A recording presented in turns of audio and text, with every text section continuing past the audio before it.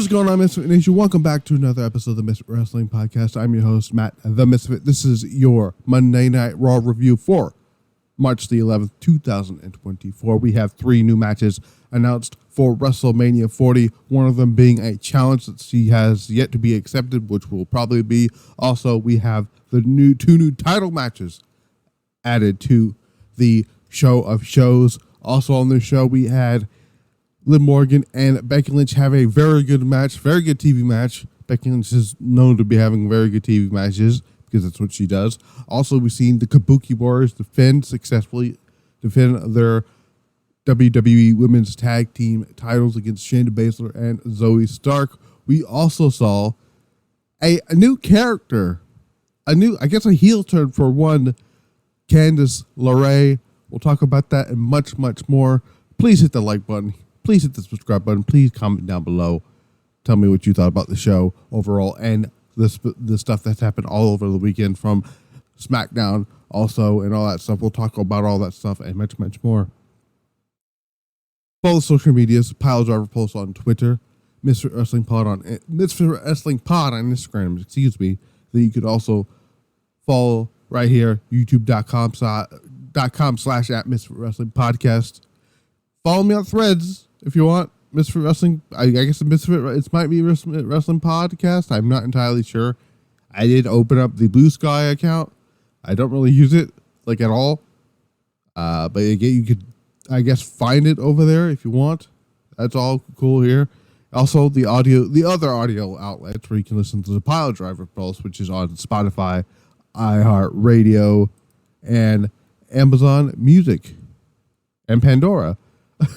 Because I kind of keep track of these other ones because because these other ones don't exist anymore, like Google Podcast and Stitcher. Oh, Google Podcast is going away next month, but Stitcher, I believe, has ended its thing as stuff. So before we get into Monday Night Raw, there is a bit of news that dropped this week, or actually today.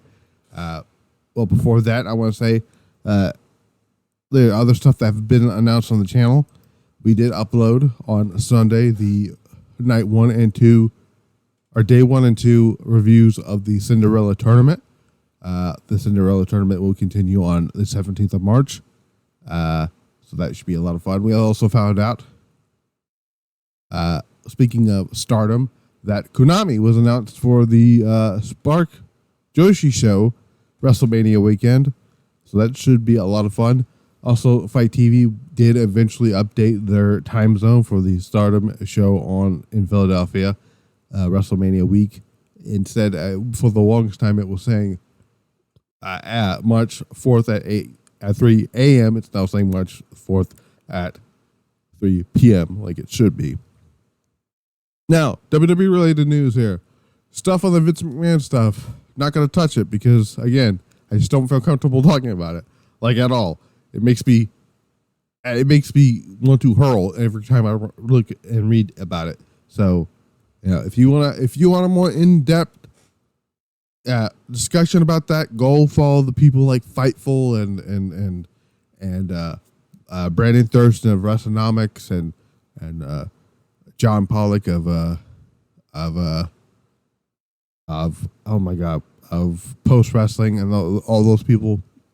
They do a great job over there. If you want that type of content, go over there.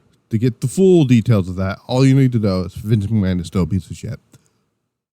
Other than that, other news that we had here, we have new inductee announced for the WWE Hall of Fame, that being the greatest of all time, Muhammad Ali. People were questioning, why was this a name announced for the Hall of Fame? Well, if you knew your wrestling history and you knew the significance behind this induction and why he means so much to WrestleMania in particular, Muhammad Ali was the special guest referee / enforcer for the very first WrestleMania main event between Hulk Hogan, Mr. T, Mr. Wonderful Paul Orndorff, and Roddy Piper.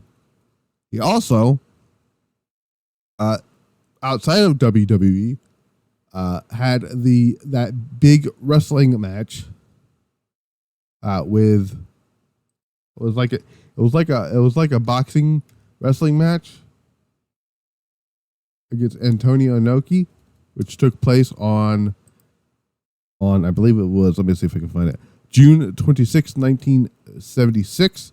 Muhammad Ali versus Antonio Inoki, which was a fight between American professional boxer Muhammad Ali and Japanese pro wrestler Antonio Inoki. It was not held at the Tokyo Dome for some reason. I thought it was, but it was held in Japan. And I believe Drew. It went to a 15-round draw. And I believe it went to, let me see if I can find where. Oh my God, I forgot. It was something along the lines. I'm trying to remember what it was here, but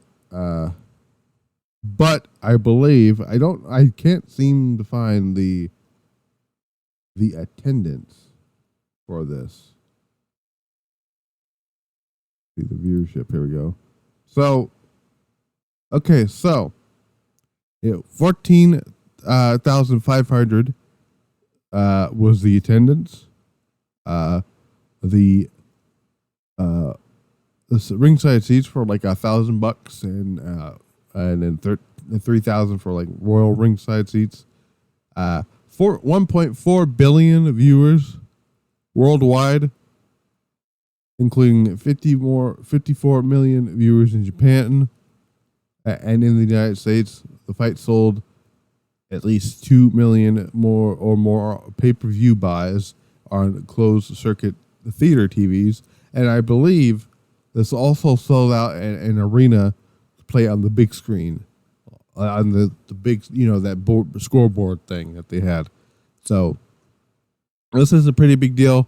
Muhammad Ali makes a lot of sense. I said it when they were getting ready to do the Hall of Fame inductions. I said, if they didn't count this as a celebrity ring, it technically kind of falls in line with that whole thing. But I said, if we're gonna base a lot of this year's inductions around WrestleMania 40, or not WrestleMania 40, well, yeah, but it's gonna pay homage to WrestleMania 1. It was either going to be Cyndi Lauper or Muhammad Ali. And I'm fine with it being Muhammad Ali because it just makes a lot of sense. The US Express went in. I didn't get to talk about that did I talk about that? I think I did.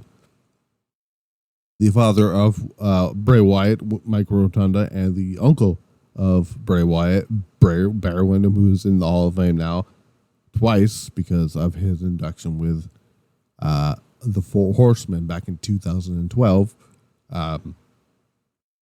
They defended the WWF Tag Team titles. If I can, let me see who did they defend? I believe it was the Iron Sheik, but I'm not entirely sure. Let me look here. There they go. So so they defended the WWF Tag Team titles. They had Lou Albano in their corner. They took on and lost the tag team titles to the Iron Sheik. Rest in peace. And excuse me, Nikolai Volko with Classy Freddie Blassie in their corner. So that I did watch. This is some other news related to WWE. Well, technically it's related to WWE, but it was also, it's not really news. It's an update here. I have watched the first episode of season 5 of Dark Side of the Ring, which was on John Tenta, aka Earthquake. This was probably one of the more less dark episodes of Dark Side of the Ring that I've seen.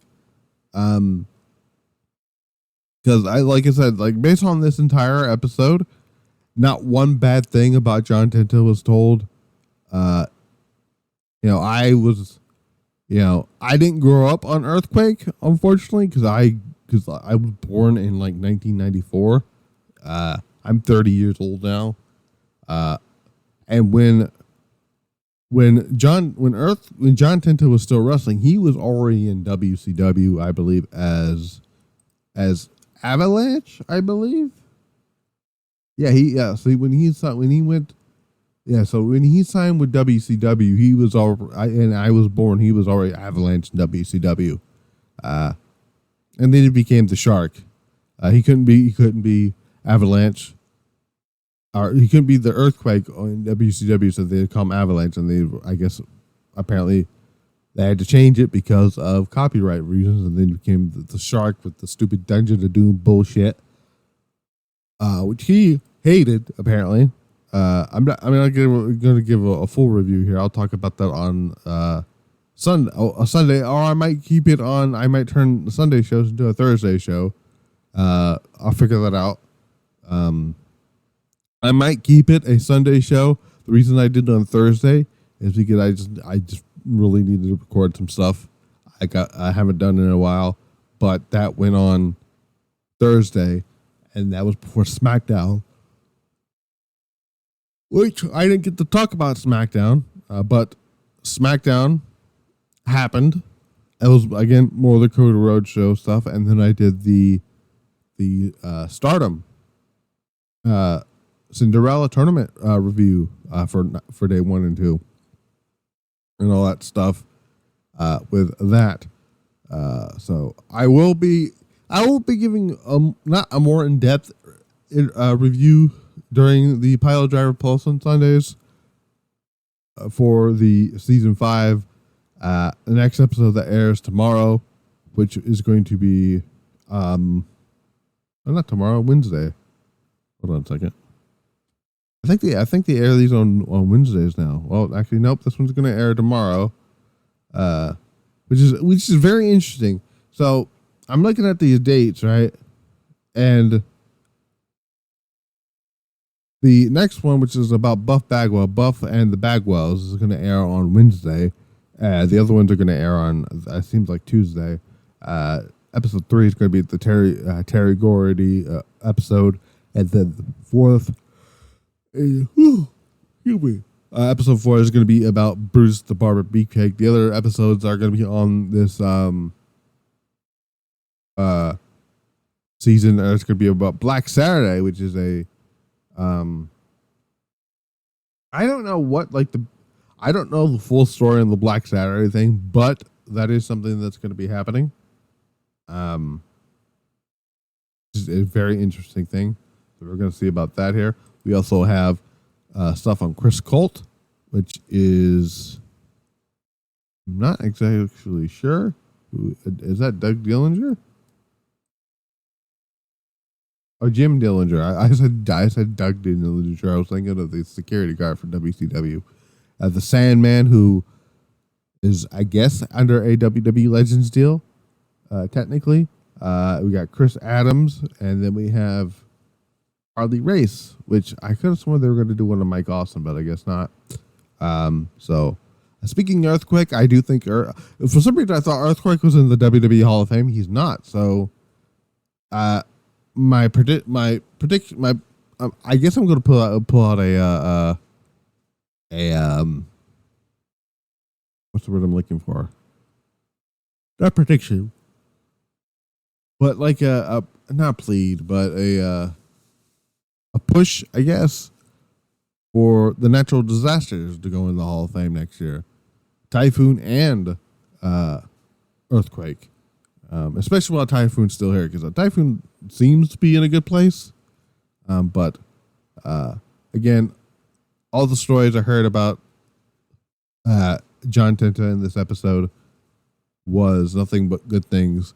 Though my favorite part in the entire episode was seeing Haku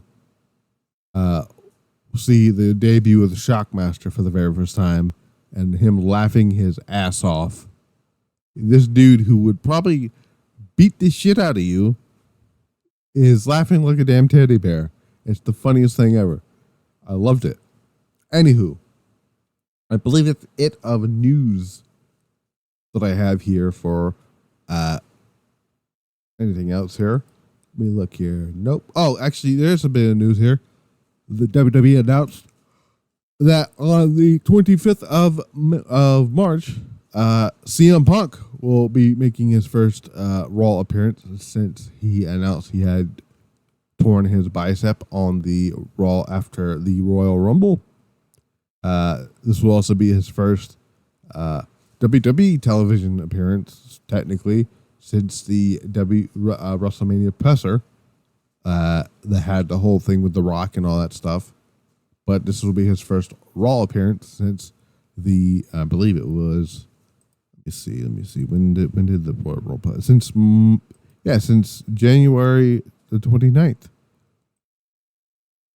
So that should be, we'll see what happens there. Will he get involved in the opening segment, which is, I guess, centers around him a little bit, because Monday Night Raw opened with Drew McIntyre, who is on another planet right now. He's on another level here right now with what he's doing here. Great stuff. McIntyre, who is facing Seth Rollins on night 2, we did find out, like I said, the main event of night 1 is going to be Cody Rhodes and Seth Rollins versus Roman Reigns and The Rock.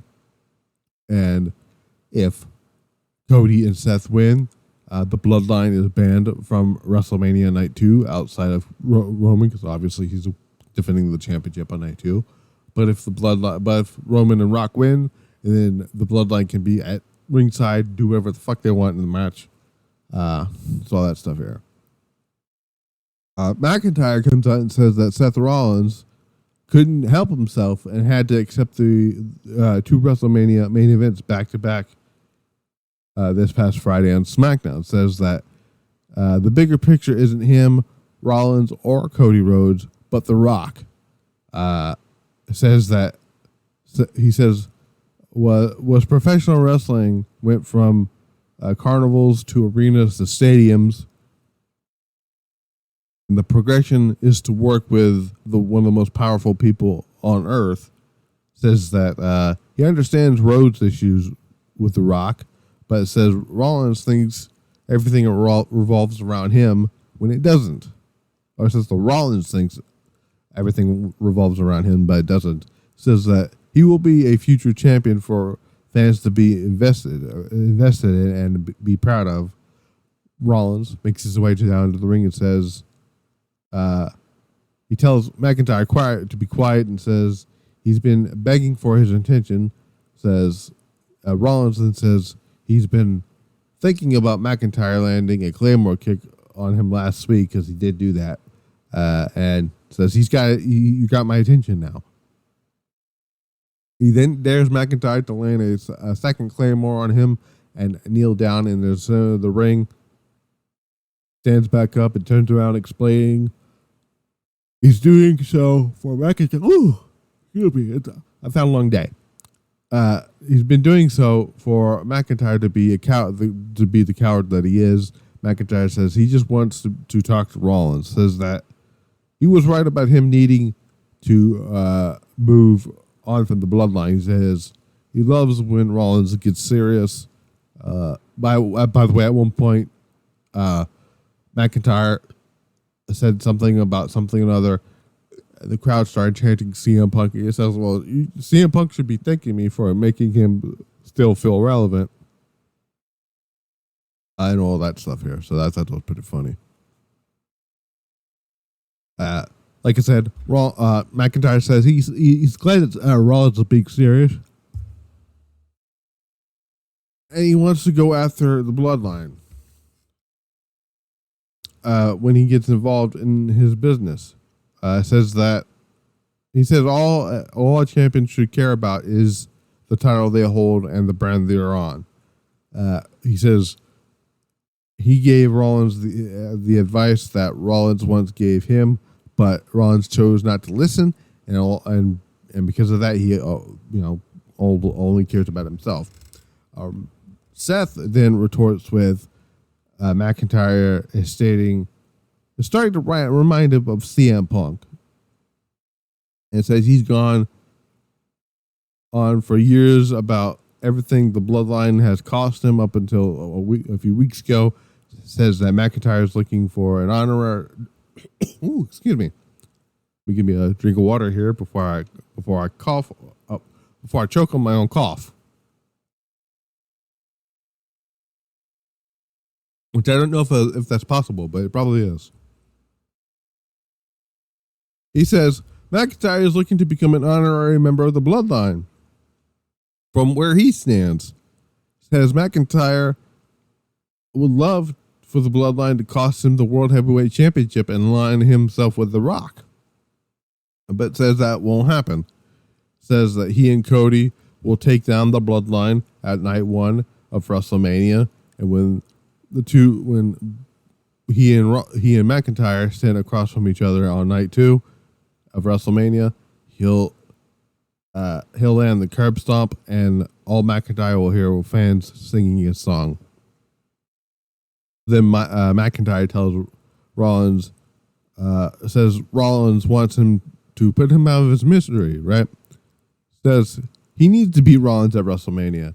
He says nothing can provoke him, and once he says that, he starts going to the back. Rollins then says the reason he hasn't paid attention to McIntyre on the road to WrestleMania is because he's at the bottom of the list of issues that he's having. McIntyre tries fighting himself and marches back down to the ring, but decides, like, I know what you're doing. I'm not falling for that, so he leaves. So yeah, I don't know where they're going with the whole CM Punk stuff here, but I did see somebody point this out on Twitter, and I thought about it, and I'm like, this is actually a great idea.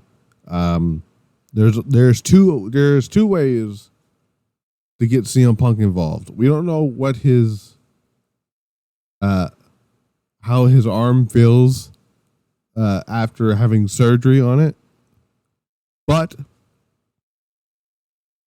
there's two things you can do here. One is, which is the more likely option here, is him being on commentary. But I like the idea of doing a special guest referee match for this match particularly, because the person in this particular setting who would be the referee does not like neither Drew McIntyre or Seth Rollins.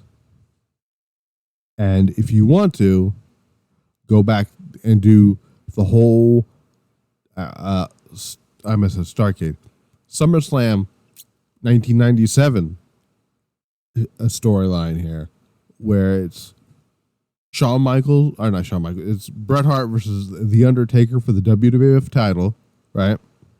And Shawn Michaels is a special guest referee. And Shawn Michaels had made it, the stipulation is if Bret Hart does not win the WWF, if I don't count the shoulders down from Bret Hart, to win the championship, I will never wrestle on American soil ever again, or whatever it was. I believe the other argument was if Michaels doesn't call the match right down the middle, or no, it's I believe it's Michaels. If Michaels did not call the match right down the middle, he would never wrestle on American soil again. And if Bret Hart lost, he would never, wrestle on American soil again, or whatever it was. Something like that. Something along the lines of that. But I must say Vince. But Shawn Michaels his hand was forced. Either way, he had to call it right down in the middle. I can see a thing here where if you want to do it with CM Punk, make it, like if he doesn't call it down the middle, he's going to have to leave WWE again or whatever. Or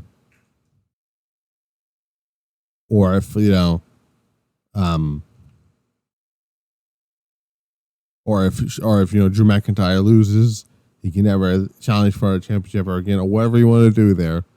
but it forces the hand of CM Punk having to, again, under the oath of being the rules that they set up, count down to 3, whether he likes it to, whether he wants to do it or not. Because I still think, at the end of the day, I still think Drew McIntyre is walking out of Philadelphia with the WWE World Heavyweight Championship, which then in turn sets up whatever feud you want to do for the time being while Punk is still recovering from injury with Drew McIntyre.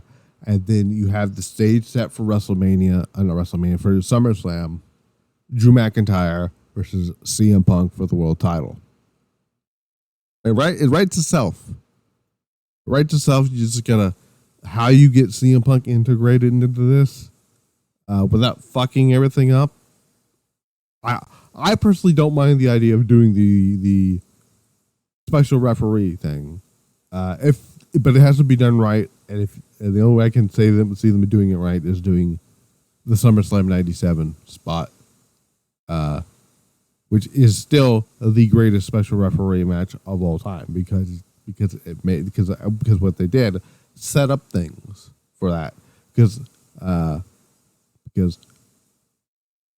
in reality, Shawn Michaels cost The Undertaker the WWE title on that match, which in turn set up Shawn Michaels getting the shit kicked out of him at Bad Blood and setting up for Hell in a Cell at that same show. Meanwhile, Bret Hart wins the WWE title and remains wrestling on American soil, which would then set up Montreal, and we know what happened there, and the rest is history. I don't see them doing the whole Montreal screw job thing there, but like you get my point. I can see them doing the SummerSlam '97-esque thing if they want to do the special referee part of that. But they're probably just going to do Punk on commentary. Personally, if it was up to me, I would just have Punk call the whole show both nights with Corey and Michael Cole. That way Punk can be involved with WrestleMania somehow. So that's what I would do. Throughout the night, we got video packages highlighting each competitor of the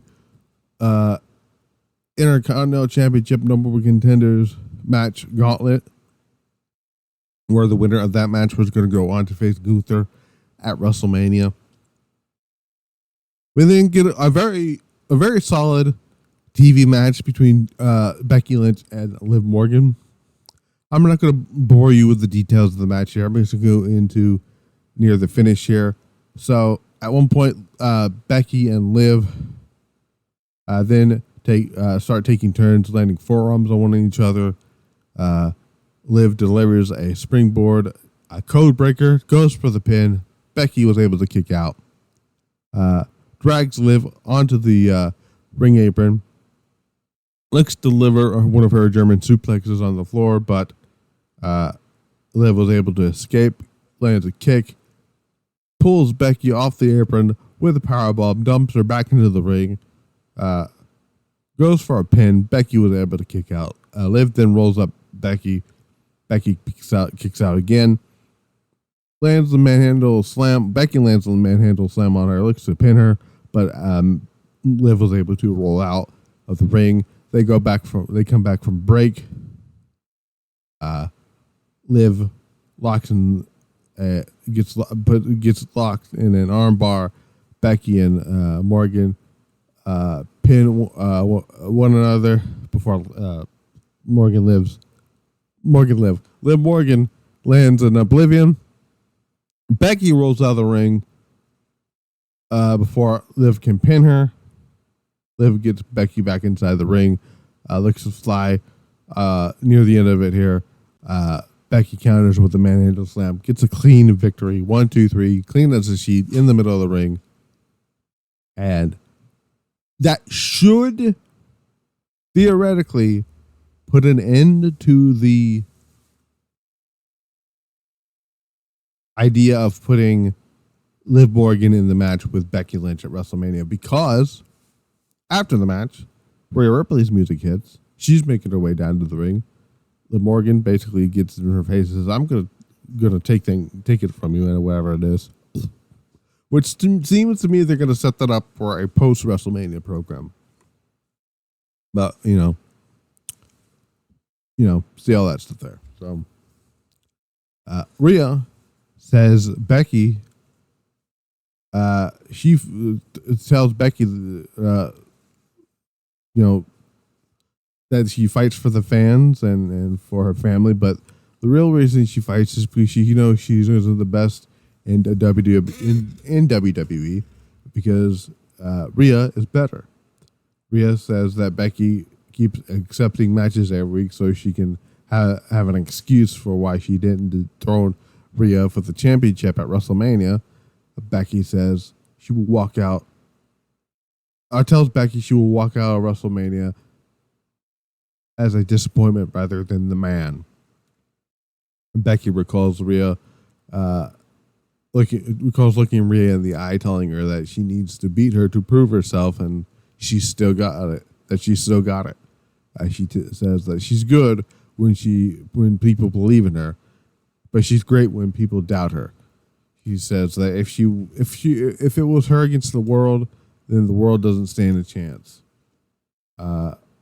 They head backstage to do so that's how that ends here. Basically, it wasn't last time we saw Becky on the show. We saw her 2 other times. We've seen Rhea, I think, twice maybe on the show. Outside of that, but it doesn't look like, and hopefully that's the case, that they aren't planning to add more people. I will get into the stupid people on social media that constantly want triple threat matches. Oh, I'm going to get to that because that stuff irks the shit out of me. But we'll get to that here. So we got Adam Pearce, Nick Aldis, the GMs of Raw and SmackDown. They're backstage in the backstage vignette or promo, whatever. Says they both announced the Judgment Day will be defending the WWE Tag Team titles in a 6-pack ladder match. We find out that I believe the matches for next week is going to be Alpha Academy versus, I want to say, oh my God, who are they facing? I think they're facing the New Day. I could be wrong on that. Awesome Truth is going to be facing Shanky and Veer, and DIY is going to be facing the Creed Brothers. I'm pretty sure the other team is the New Day, but I'm not entirely sure. Don't quote me on that. The Judgment Day are not happy about this. JD McDonough, Damian Priest, and Finn Balor storm off to talk to Adam Pearce. Then we get this bizarre match that was just randomly happened. So it was Candice LeRae and Indy Hartwell versus Maxine Dupree and Ivy Nile. This match really got nowhere because, they had tried to do some stuff here. Maxine Dupree getting ready to do the reverse caterpillar, and Candice LeRae gets in there and blocks the stuff and mocks her and makes fun of her and stuff. And I'm like, where is this going? And then she said something about her dead brother, and I'm like, well, is she trying to add herself to Hater of the Year?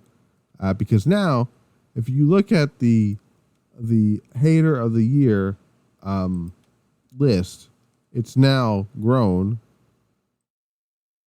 because now the Hater of the Year awards that we added for the 2024 Misfit Wrestling Podcast year awards now consist of the following names: Drew McIntyre, Christian Cage, AJ Styles. I'll explain why AJ's there in a second.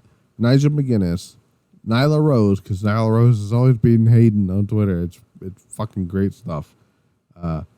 Swerve Strickland, Dijak, the Young Bucks, and now Candice LeRae. And now you're probably wondering why AJ Styles is on there. Well, if you think back to a few weeks ago at the Elimination Chamber, This man flew all the way across the pond to another country just to hit LA Knight with a chair and cost him a spot in the Elimination Chamber match and a shot at the World Championship.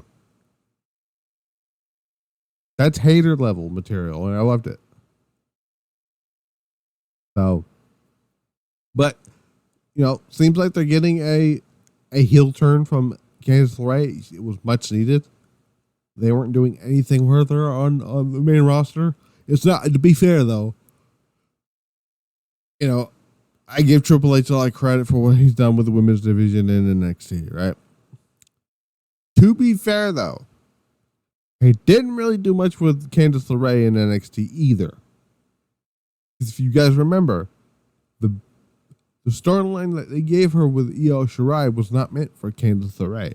That spot was supposed to be for Kairi Sane, but then Kairi got called up to SmackDown, so they had to change plans. I don't know if they're going to. I don't know if they do that. I mean, they kind of did when they brought up not Bronson Reed. When they brought up Braun Breaker, who is currently one half of the NXT Tag Team Champions.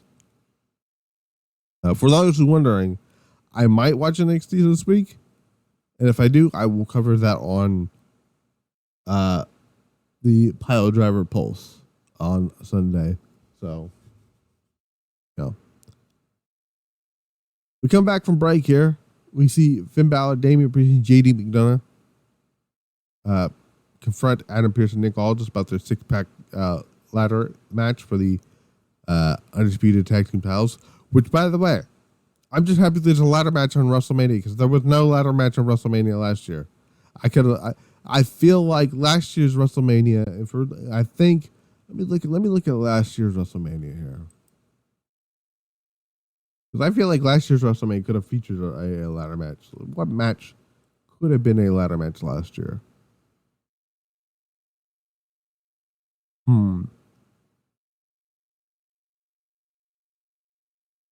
I could have, maybe last year's WrestleMania showcase match could have been a ladder match. Let's see. I'm trying to think of some other ones here. I think Edge versus Finn Balor could have been like a TLC match or whatever, but it wasn't. But this year it is, like I said, 6 teams vying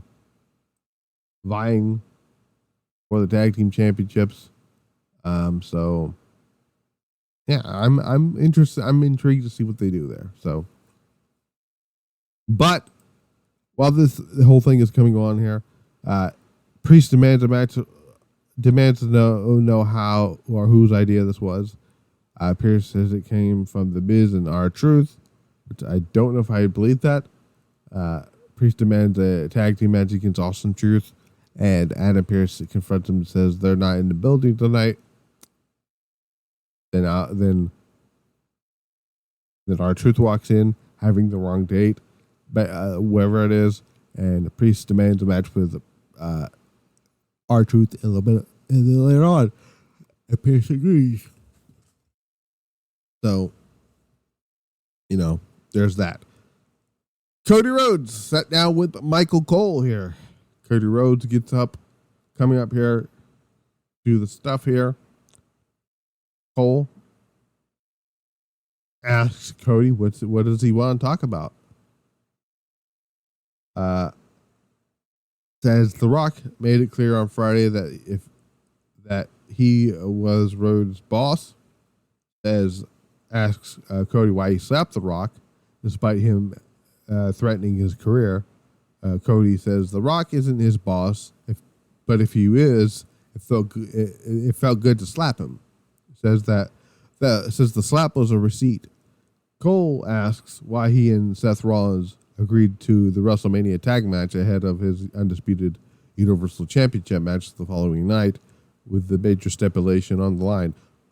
Cole then reminds Cody that he and Rollins have a long history, says that he wants to be the top world champion in WWE, suggests that Rollins may want to be the one to topple Roman, asked Cody how he trusts Rollins.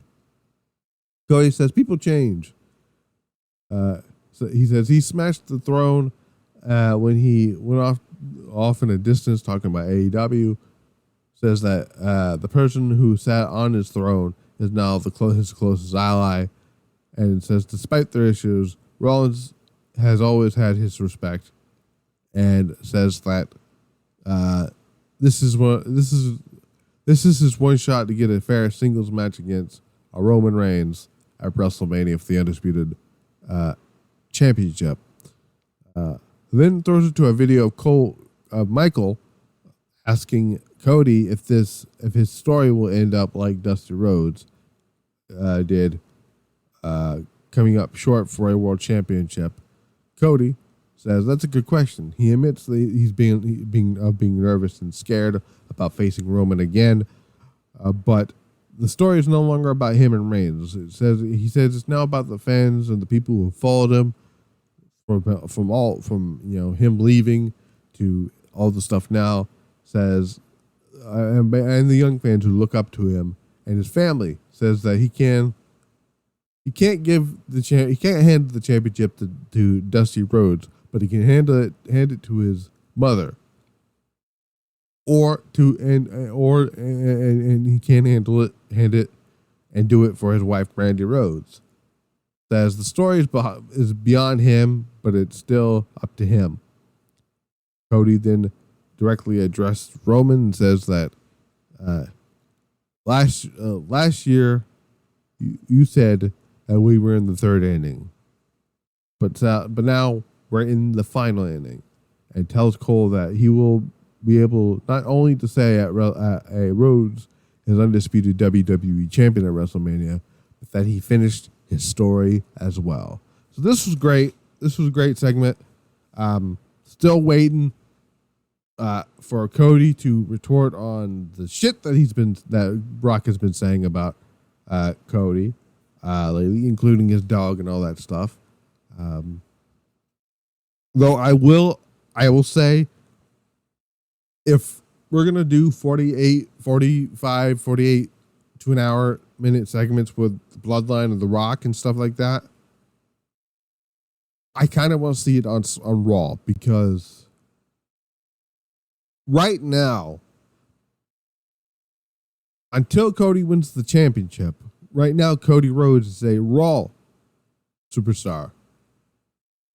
Yes, Roman Reigns is a SmackDown superstar.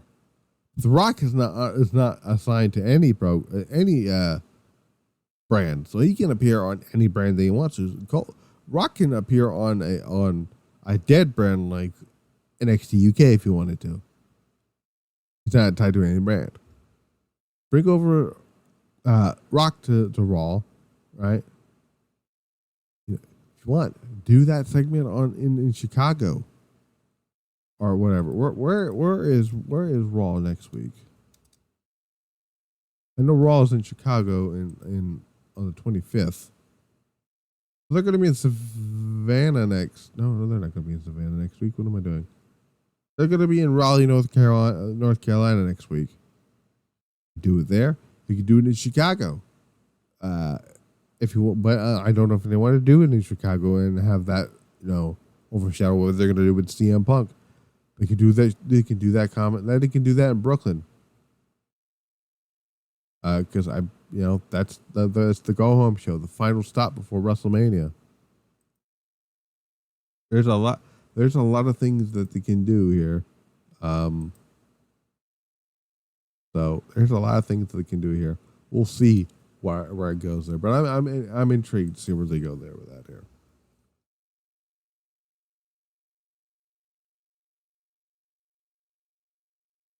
We then cut to Liv Morgan gloating about losing. She didn't gloat at all. She was gloom. She was looking doom and gloom. She didn't say anything.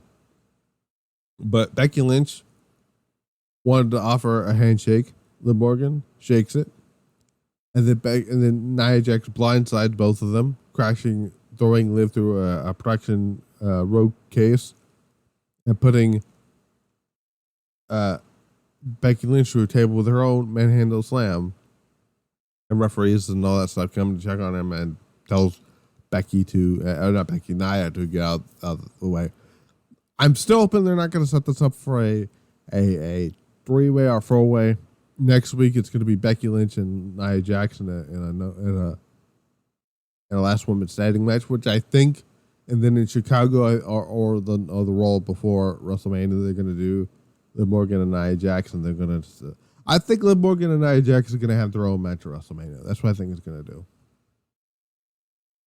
Then we get the WWE Women's Tag Team titles on the line. The Kabuki Warriors defending, who came out with Women's Champion Io Shirai and Dakota Kai. They took on Shayna Baszler and Zoey Stark. Match was fine for what it was here. Asuka's great. Asuka's great. Io's not wrestling on the fucking show. Asuka's great. Kairi's great. Shayna, I love Shayna. Wish they would do more with her, but I'm kind of not gonna, keep going on about it anymore. And Zoey Stark is great. But this match is fine here. We're gonna go to the end of the match here. So, Zoey Stark looks to fly over the top rope to level Asuka on the outside. Asuka moves out of the way. Baszler locks in the Karafuda clutch on Kairi. They almost did the NXT TakeOver finish where Kairi won the NXT title from Shayna, doing the Karafuda clutch into a roll-up, pinfall attempt. I didn't get it done here because Baszler then transitioned to a sleeper hold.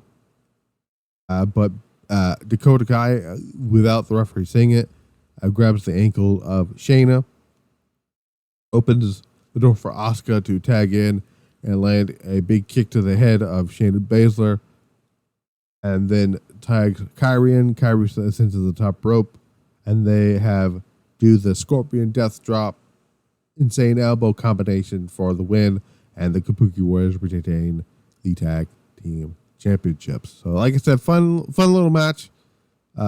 Anytime I get to see damage control on my TV screen, it's an A+ for me. For me in particular.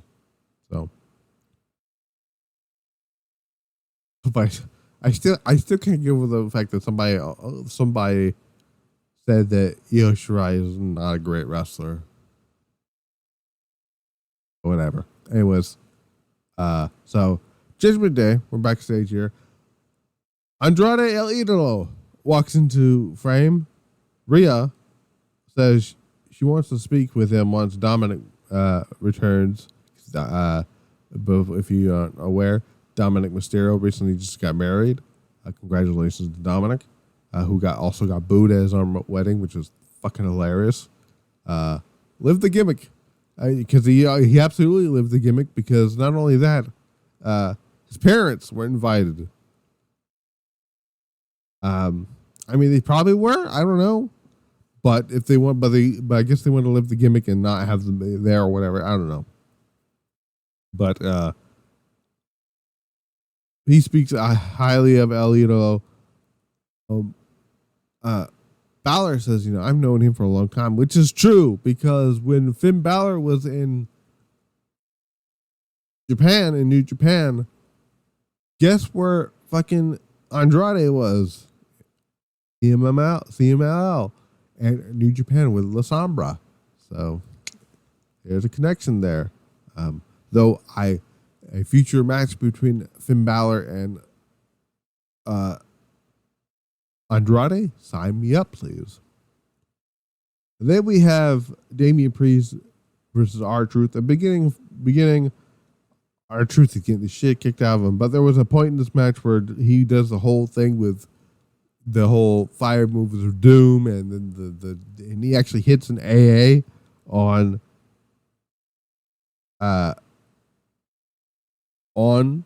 Damian Priest. Gets a kick out though. R-Truth locks in the STF. Finn Balor and JD McDonough, who I thought before this point, DIY had came out there for some reason. But Baszler and McDonough start beating up DIY on the outside.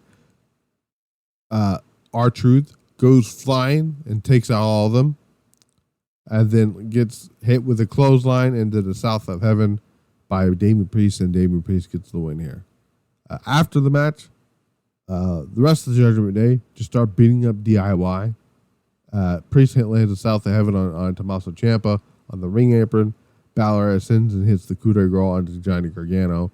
I kind of foreshadows that DIY is going to be added to the six-man tag match, because there ain't no way they're going to do this angle and then not have DIY win. I'll explain why doing an angle makes it very obvious who's winning during the Gauntlet match. We'll talk about that in just a little bit here.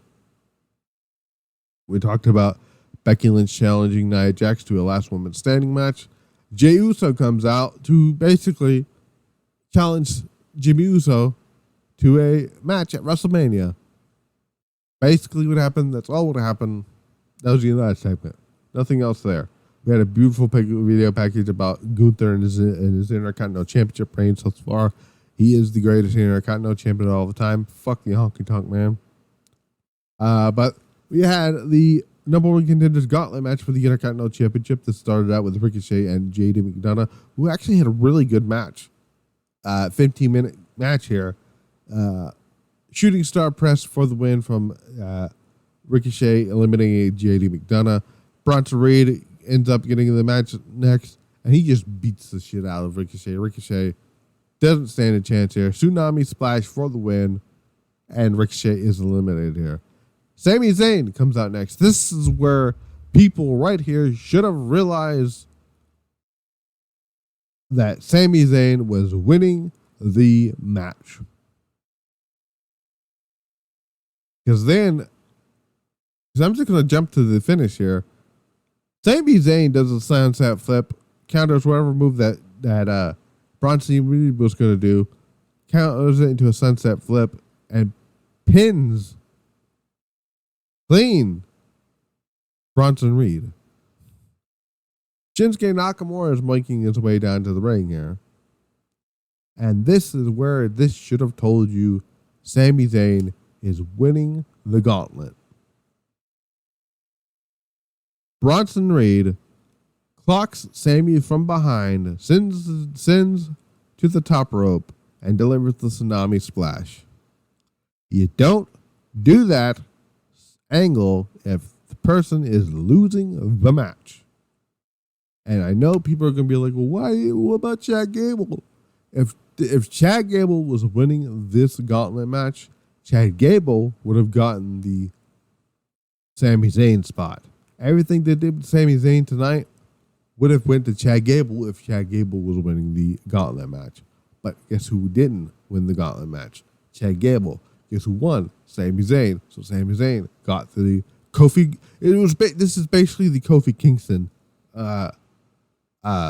performance, if you want to call it. I can't think of it's not the performance. It's the Kofi Kingston booking of a gauntlet match, right? So when they did the whole thing with Kofi Kingston was, did all that stuff with him. They went into their old bag of tricks here and did that with Sami Zayn. Because Sami hits the Aluva kick on Nakamura for the win. Oh, he tried to roll him up quickly to end that one, but it didn't work out there. Blue Thunderball, Nakamura was able to kick out and then eventually sets up for the Hell of a kick. I still think the Blue Thunderbomb should be Sami Zayn's finisher, but that's just me. Chad Gable gets to the ring here, and the rest of this match on forward was excellent stuff. If you had told me this was the Intercontinental Championship match at WrestleMania, I wouldn't have been like, yeah, that makes sense. Or if you had told me this was an Intercontinental Championship match on Raw, I've been like, feels like it. But near the end of the match here, Sami Zayn was able to roll up almost like a small package, but somewhat of a roll up here. Sami Zayn pins Chad Gable for the 1-2-3, and Chad Gable is eliminated. And Sami Zayn is going to WrestleMania to challenge Gunther for the NXT UK Championship. For the NXT, I said it again, the Intercontinental Championship. Sami, after the match, hugs Gable as a shown a sign of respect. And they didn't. And Sami, and at that point, Gable left. Gunther comes walking out, appears on the ringside. They do the stare down as the show goes off the air. Now, here is where, again, I have to explain this to you guys. If the plan was to do Brock Lesnar versus Gunther at WrestleMania, Brock Lesnar, under no circumstances, was going to beat Gunther anyway. Now they're pivoting because of the whole allegations with Brock Lesnar's name being involved. They've had to pivot, and they've went with Sami Zayn. I'm sorry to tell you this, guys. As much as I love Chad Gable, the moment to put the title on Chad Gable was 3 months ago when he was red hot with this storyline. They cooled him off. He lost, not once, but twice. He had the count out victory over Gunther. Cool. But he lost the non-title match and then still got a championship match, which he lost months later. Under no circumstances should logically, under no circumstances should Chad Gable be getting another shot at the Intercontinental Championship. This is the same shitty booking decisions from fans that I've been trying to explain to them when it comes to Liv Morgan. Liv Morgan was eliminated from the Royal Rumble. That should have already eliminated her from being contention for a shot at WrestleMania. Then she lost the Elimination Chamber. And people are like, oh, you should have a triple threat match. No. Enough with the triple threat matches just because you guys do not like what you have seen. You want to know my reactions to the people that want a triple threat match for the sake of having a triple threat match? Do you? I'm going to tell you that. I'm actually going to show you that via The Rock. He's going to tell you my opinion of the people who want a triple threat match for the sake of having a triple threat match just because you guys were unhappy that you don't get the match that you want. Off is a direction you can fuck. Exactly. Off is the direction you can fuck. Exactly like he said it. You don't need to be doing triple threat matches. His shoulders were not off the mat. They're not going to play into that as a storyline. The match is Sami Zayn versus Gunther for the Intercontinental Championship. And I've seen people already go on and say, well, Sami might actually win. I'm like, y'all are on the assumption Sami is even winning the match with Gunther.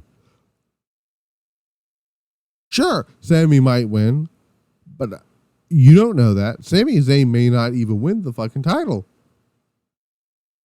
I've seen Sami's already held the championship. We've not seen, when Sami Zayn was the Intercontinental Champion under Vince McMahon, that shit was terrible. I cannot recall one iota of a title defense that Sami Zayn had as the Intercontinental. Sami Zayn defended the Intercontinental Championship against Daniel Bryan at WrestleMania and had a 3 minutes. It wasn't even a squash match. It was a 3-minute nothing match for the Intercontinental Championship with Daniel Bryan. Bryan Danielson and Sami Zayn had a shitty ass Intercontinental Championship match at WrestleMania of all places. in front of no fans. And I'm sorry that I want to see. I don't even mind if Sami Zayn beats Gunther, because we have not seen Triple H book Sami Zayn as a champion. Or we have, but not as a singles champion yet. I want to see how an Intercontinental Championship Sami Zayn run works under Triple H than it does under Vince McMahon. Sure, Sami Zayn didn't have the greatest NXT title run, but that was because they were telling a story with him and Kevin Owens. And another thing, they were not keeping Sami Zayn, a guy who main evented WrestleMania last year and won the tag team titles. They were not going to have that dude off WrestleMania. Kevin Owens will be featured on WrestleMania in some way, shape, or form with Logan Paul. They were not gonna fuck over Sami Zayn too. Sami Zayn being in this match makes a hell of a lot more sense than just fucking just putting him in a random tag. He does not need to be in the match with Drew McIntyre and Seth Rollins. That's another thing. People again want that they want a triple threat match just for the sake of having a triple threat match. This is the new thing. I was joking with one of my friends, and I said, and I quote, I said, here's what I said. Every match now, from here on out, has to be a multi-person match. It's the memo now. Haven't you heard? Because it seems like every time somebody doesn't get the match that they want, they scream, triple threat, triple threat. Hey, triple threat does nothing for nobody. You know why? Because somebody's got to lose. When they did the whole thing with The Rock, I said, no, we do not do the triple threat match. You give Cody Rhodes back his WrestleMania match. You guys were under the impression that Chad Gable was ever getting the match at WrestleMania with with Gunther in the first place. It was not. It was going to be Brock Lesnar and Gunther. That was the plan. And WWE also telegraphed it. Told you. 3 weeks ago. They literally told you that the direction for WrestleMania and Gunther was going to be Sami Zayn, because Sami Zayn said in a promo that he's going to put what he's doing with Drew McIntyre and anything else that had to do with Drew McIntyre on hold and focus on something else. He said he wants to do something historic at WrestleMania. Doing something historic is not fighting in a triple threat match for the World Heavyweight Championship. What logic does that mean? What logic? That doesn't make any fucking sense.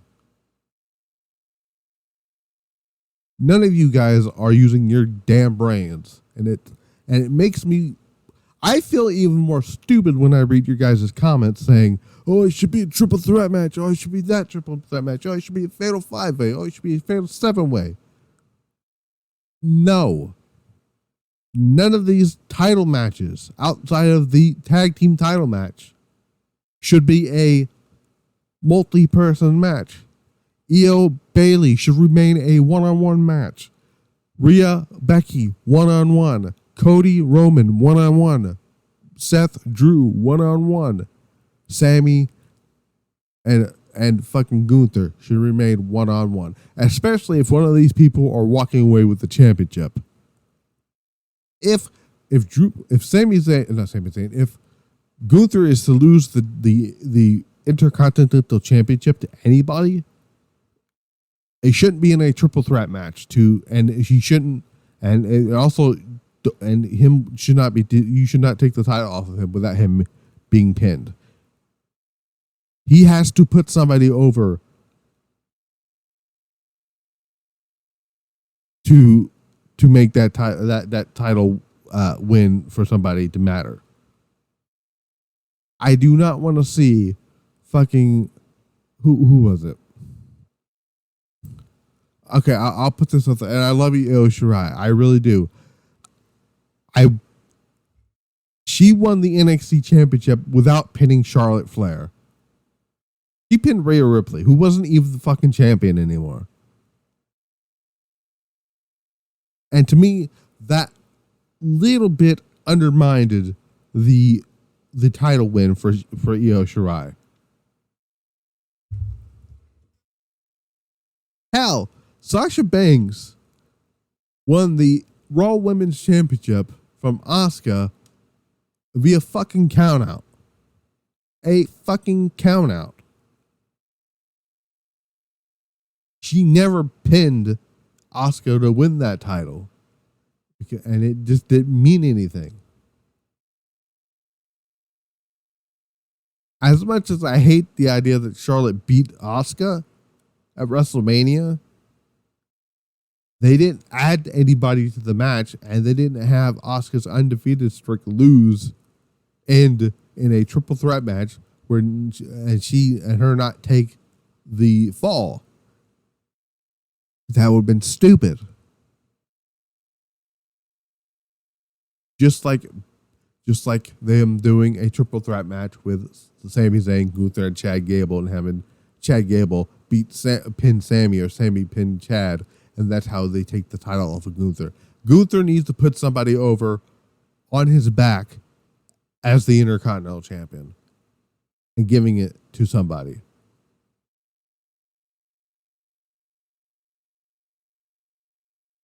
This whole triple threat bullshit has got to stop. Just because I did it with Benoit and fucking Michaels and Triple H at 20, and then again with Bryan Danielson at 30. By the way, which was never supposed to happen. Does not, and them doing it again at WrestleMania 37 with Danielson, Edge, and Roman. The reason they added Bryan Danielson into that match is because people didn't give a shit about Edge versus Roman Reigns. No one was interested in Edge versus Roman Reigns. People were more interested in having Bryan Danielson win the Royal Rumble and getting a match with Roman Reigns at WrestleMania. And come to find out, that ended up being fucking what's his name's Bryan's last WrestleMania.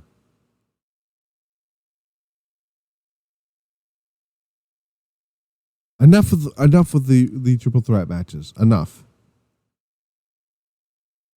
Do them when they actually make sense. Last year, Gunther with Sheamus and Drew McIntyre. That actually made sense. But guess what? I didn't want to see I didn't want to see Gunther lose the title in a triple threat match. Personally, I would have brought back Sheamus and put him over on Raw and had him win the Gauntlet. If there is actually anybody who fucking deserves to beat Gunther for the Intercontinental Championship right now, in my honest opinion, it still should be Sheamus.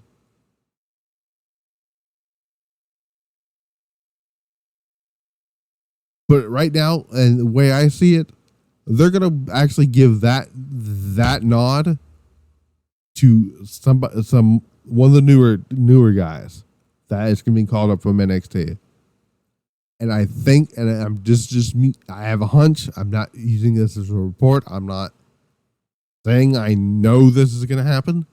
It's just a hunch. This is my gut feeling. But I think it's going to be. I think it's going to be not Braun Strowman. I think it's going to be Braun Breaker at SummerSlam. I think the match is going to be Braun Breaker versus Gunther at SummerSlam, and Braun Breaker is going to win the title.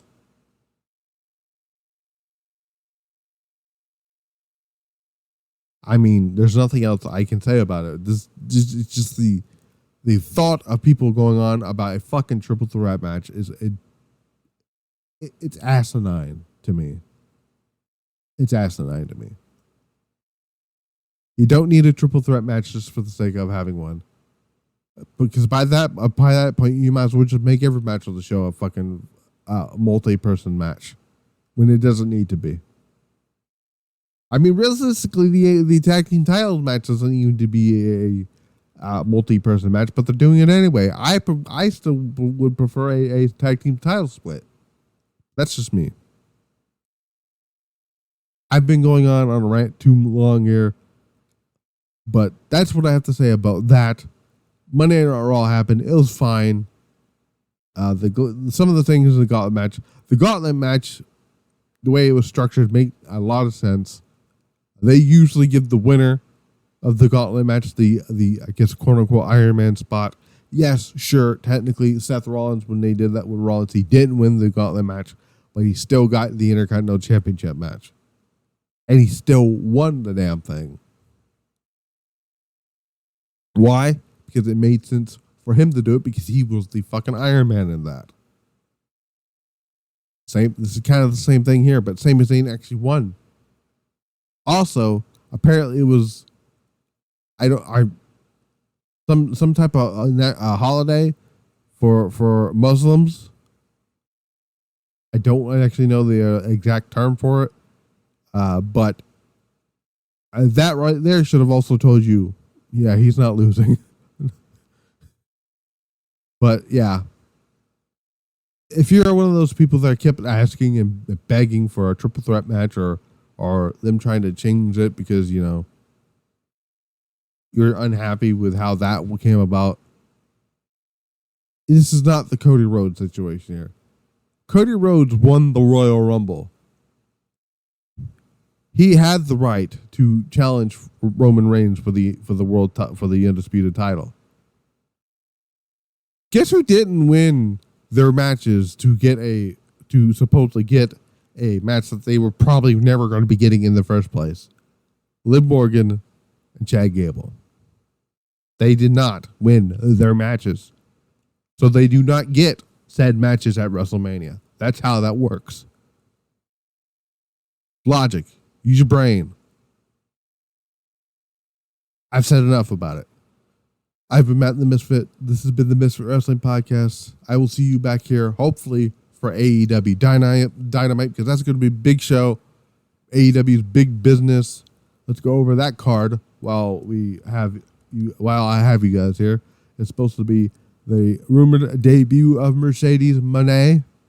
We have on that show, we're going to have Wardlow challenging Samoa Joe for the AEW World Championship. Of course, Wardlow won that nothing fucking world number one contenders. I don't know what the fuck it was that they did at I almost said Full Gear at Revolution. Riho will take on Willow Nightingale. See, Tony Khan remembers that Riho exists, which is nice to see. Hook and Chris Jericho, because of course he is, has to be involved in everything. Take on the Gates of Agony, the Elite, Matthew Jackson and Nicholas Jackson, and Kazuchika Okada will be taking on Eddie Kingston, the returning Bastard of Pac, and Penta El Zero Miedo. Obviously, they've announced and also Switchblade Jay White will take on Darby Allin. They did announce the first match for not Wrestle Dream. That's a different show. For Dynasty for April the 21st. It's going to be Will Ospreay versus Bryan Danielson for the very first time. That match is going to be a fucking classic. So here is basically what the card for that show is going to look like. So we have the first official match, like I said, Danielson and Ospreay. They've been teasing something with Serena Deeb, teasing like a Mercedes Moné thing. They might do that there. They got the tag team tournament announced. They might do the finals on that show. Got the Continental Classic Championship match, which is Eddie Kingston versus Kazuchika Okada. which I believe Okada is going to win that Continental Classic title. Which, by the way, they've set up in the future for when he does come back, Okada Omega 6. Or is it Okada 5? No, I think it's Okada Omega 5 for possibly Wembley Stadium. That's where I would do it if Omega's going to be back in time, hopefully. Because I do miss Kenny Omega. If I'm being honest, I miss Kenny Omega a lot more than I do MJF. I don't even notice MJF isn't on the show anymore. That's how ruined that's how nerfed he is when he was the champion. I didn't care for his title run, but that's just me. And of course, Samoa Joe versus Swerve Strickland, so for the World Championship. But that's big business. We'll cover big business on Wednesday night. So come join me on the podcast for that. Also, we got Friday Night SmackDown. The Rock is going to be there. He's going to be around a lot more for now to WrestleMania. So I'm still not used to seeing The Rock on television that often. Bailey is going to be taking on not Io Shirai. That's happening at WrestleMania. Bailey's going to be supposedly taking on Dakota Kai. We'll see if that match actually happens. And I believe something else is happening on that show, but I'm not entirely sure. I'll have to look. I might be Pete Dunne or something like that. I don't know. We'll let you know on that as well. And then we got the Power Driver Pulse on Sunday. We'll go over some of the other news stuff. Maybe we'll find out what comes out of Stardom, because I believe this weekend is the next round of the Cinderella tournament. We'll see what comes out of that. I will go over my overall thoughts of the John Tenta episode of Dark Side of the Ring and also the Buff Bagwell episode of Dark Side of the Ring on there as well. I will go over the where if they start announcing the card for the Stardom event. Hopefully they do, because I'd love to know what matches are going to take place on that show. Because I am going to watch that. I am going to review it. It is on a Thursday, so I can review the show.